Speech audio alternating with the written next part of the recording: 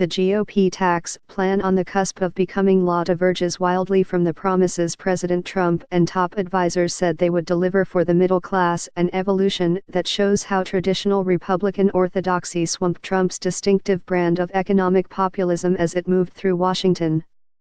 The bill was supposed to deliver benefits predominantly to average working families, not corporations, with a 35% tax cut Trump proposed on the campaign trail as part of the Middle Class Tax Relief and Simplification Act.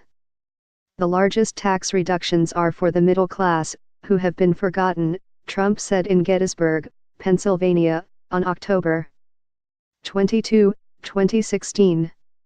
But the final product is looking much different, the result of a partisan policy-making process that largely took place behind closed doors, faced intense pressure from corporate lobbyists, and ultimately fell in line with GOP wish lists. As top lawmakers from the House and the Senate now rush to complete negotiations to push the tax plan into law, it amounts to a massive corporate tax cut, with uneven and temporary benefits for the middle class that could end up increasing taxes for many working families in future years. All told, the plan would cut taxes for businesses by $1 trillion, would cut an additional $100 billion in changes to the estate tax for the wealthy, and spreads the remaining $300 billion over 10 years among all households at every income level.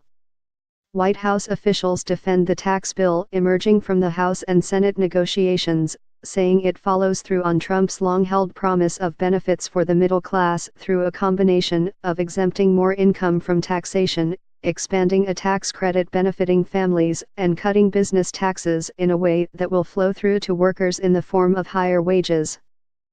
The middle class gets a tremendous benefit, Trump said Wednesday.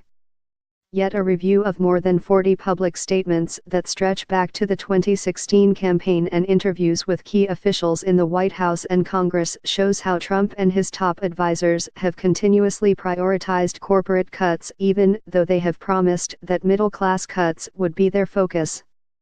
Over several months, tax cuts for families were either stymied or scaled back.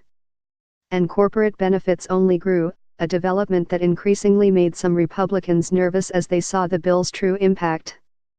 Fundamentally, the bill has been mislabeled.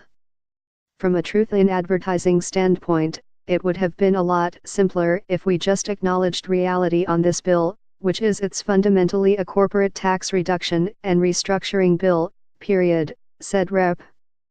Mark Sanford, RSC. I think they were particularly concerned about innuendo and what that might mean, so it was labeled as a middle-class tax cut. After Trump was elected, his transition advisors faced immediate questions about whether he'd hold true to his promise of a tax cut focused on the middle class. They could not have been clearer. Any reductions we have in upper income taxes would be offset by less deductions, so there would be no absolute tax cut for the upper class, Stephen Mnuchin, Trump's national finance chairman and future Treasury Secretary, told CNBC.